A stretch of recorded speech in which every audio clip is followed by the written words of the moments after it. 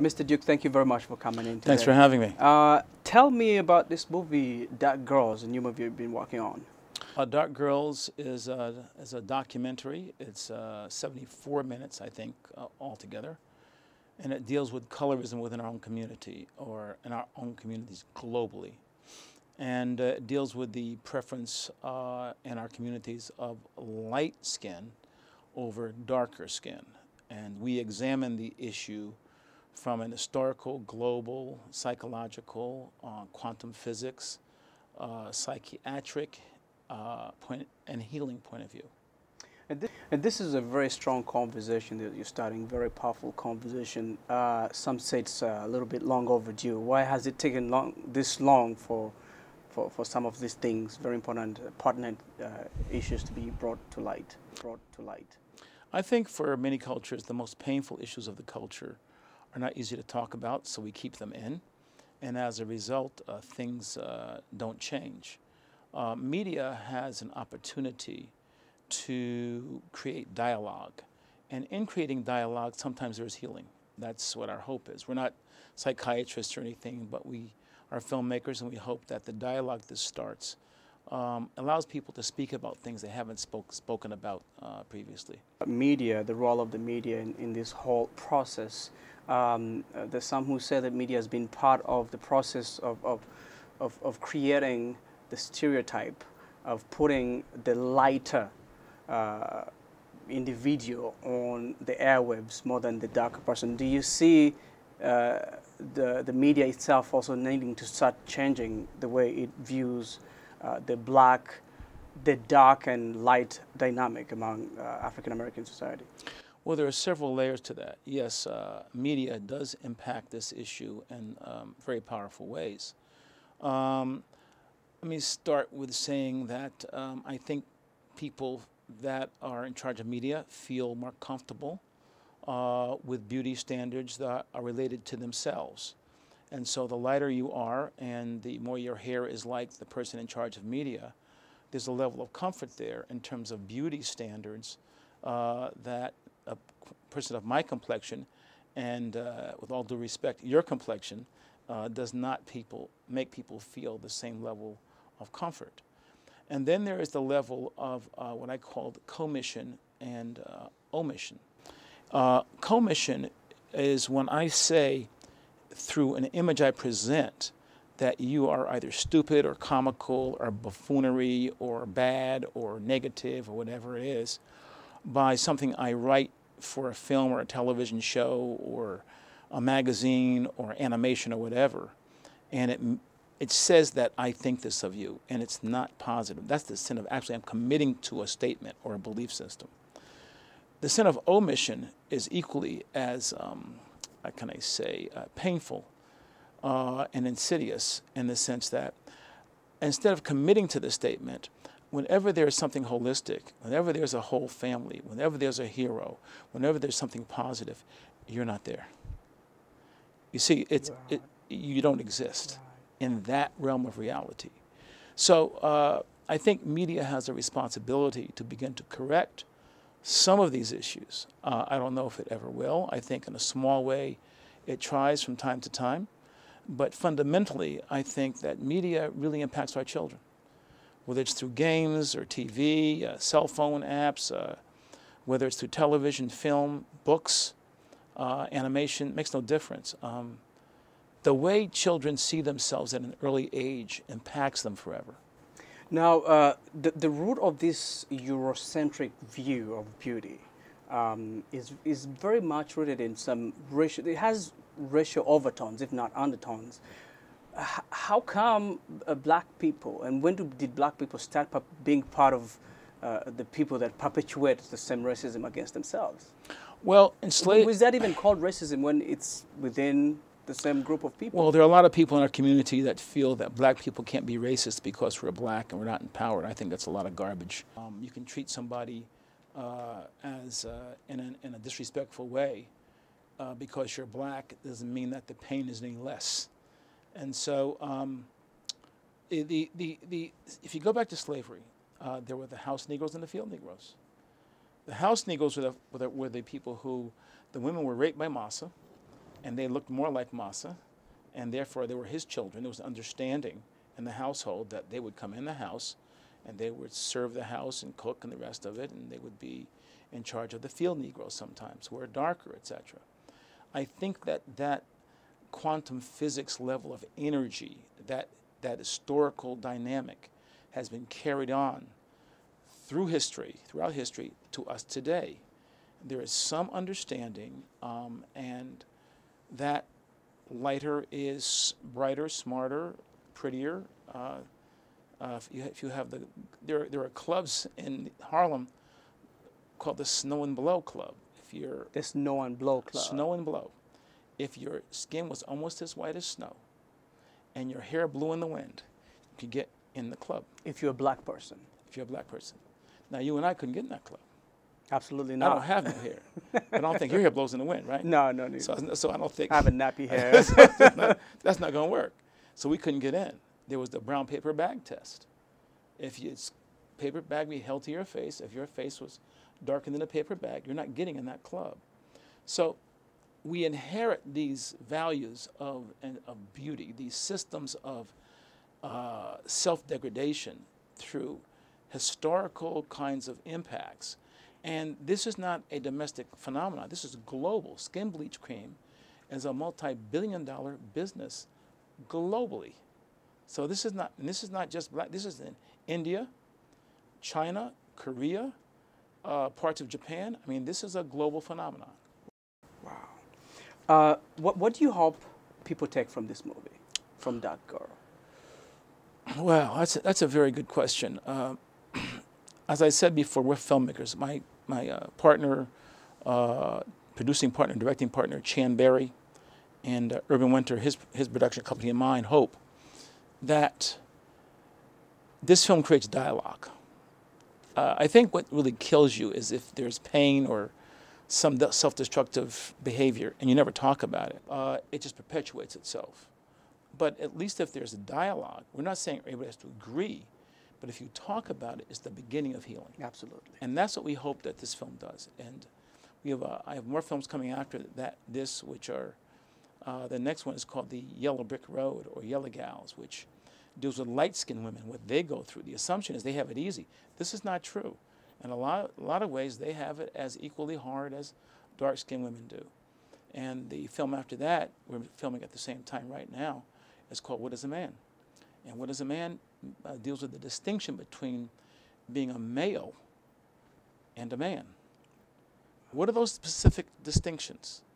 And we examine it from various points of view. Deeply sociological issues. Oh, here. anthropological, sociological, Right. historical, quantum physics, all those points of view. We're filming that now. And the last film we're filming is What is a Woman? What is the difference between being female and being a woman? There are historical, anthropological, sociological implications of that unfortunately I think we've lost to a certain extent. And it's been homogenized into these one kind of categorical systems that the distinctions no longer matter. If you go to YouTube, very disturbing to me, on YouTube, there is, under 2921, young black man, I think he's from Knoxville, I'm not sure. But anyway, he's 29 years old, 21 children, 11 different women. Wow. That's a male. And manhood in the sense of producing children, but He has achieved manhood in that sense. in that sense. But is he a man? Well, that's our question. Our question becomes, if you have children and don't provide for those children, don't help ensure their security, their safety, their protection, and the women that have born those children, how are you defined in our society? In many parts of our society, you're a man. Historically speaking, you're a male. We want to question those issues. So scientifically, you're a male. But now, these are very, like we said, very deeply disturbing, sociological issues that have been within our community for a long time. Are there people who will come to you and say, are there people who have come to you and said, Mr. Duke, this is secret? Why are you putting it out there? How they put it is, why are you airing our dirty laundry? And my answer is because it's stinking up the house. It's stinking up our cultural home. It's stinking up the self-worth of our children. And only irresponsible people see their children suffering and do not address the issues that make them suffer. Those are immature, insecure, and irresponsible human beings. I try my best, and my partner Chamberry tries his best, not to be irresponsible men. We care about something larger than ourselves, our culture, and our families, and our children. Now, one of the people that appears in this movie is Viola Davis, the actress. Yes. Viola Davis. She recently made news in the headlines. Of course, she was, in the Oscar, nominated for an Oscar. But when she attended the Oscar, she did not have her wig on. She had her natural hair. What did that tell you? She's beautiful. She's standing up for herself. She's standing up for more than herself. She's standing up for, as Miss Obama, it's to see black women now begin to take their place is extremely encouraging. Many black women are still trying to be something other than their natural selves. They've been taught that the way God made you, He made a mistake. So therefore, you have to become this taught image that is not you to be accepted. But now there are courageous women. It goes back to Nina Simone and Cicely Tyson, who were naturals back in the 60s and 70s. And they were called nappy head, ugly face. To see her do that at the Oscars is a statement that is so wonderful to see. I just think it's, imagine all the young girls that see a woman that's nominated for an Oscar stand up and be who she is, rather than someone who she's told she should be. Powerful. Right. This was a process for yourself. You did a lot of research. You traveled a lot. What are some of the things that maybe you probably captured in the movie that our audience will see that surprised even yourself? Oh, that's a great question. I can tell you a couple of things. The degree of pain we weren't prepared for, the level of the pain, and at such a young age.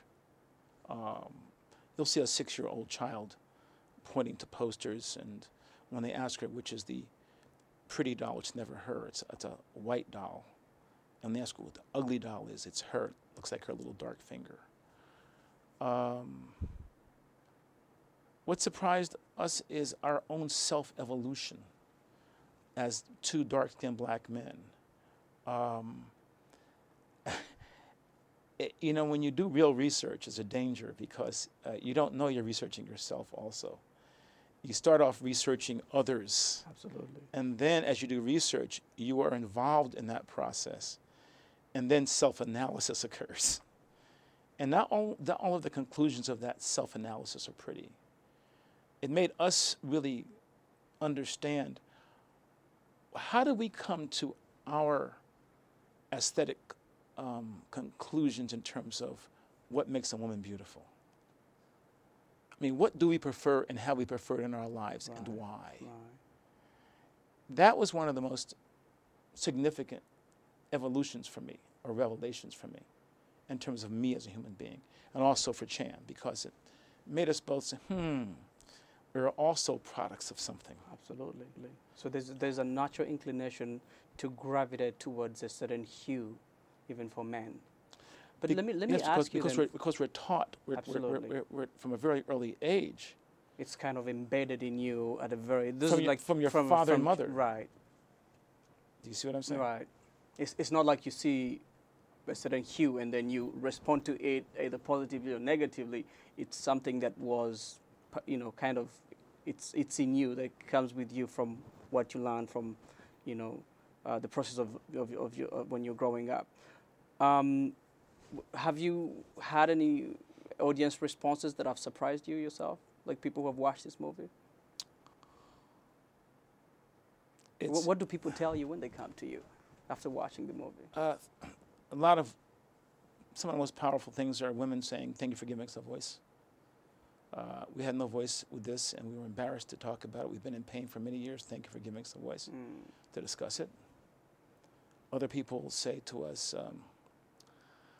"Is it really necessary to discuss this any longer? Aren't we past that in this post-racist era?" Some black folks actually believe that. And we control our tempers when they say that. There's something that happened. I'll tell you something that's not. We didn't get on. We got on camera, but was probably one of the most painful interviews we had, if not the most painful one. But the sound was not right, and we lost some of the footage. A dark-skinned woman from Poughkeepsie, New York, where I'm born. We're interviewing her, and we ask her, "What is the most painful thing about this entire thing in terms of you and what you've gone through?" And she said, she's like in her, I think, early 40s, late 30s. And she said, well, that's easy. Until the last 10 years or so, I had very low self-esteem. And so when I went out with a man, or when I had a boyfriend, I'd go to his apartment, or he'd come to mine. And if we went out in public, which was seldom, I would drive him and kind of act as an assistant. But I have never ridden in the passenger seat of a man's car. Wow.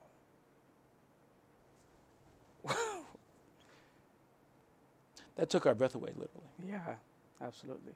So, at the end of it all, how do you define a dark girl? Who is a dark girl?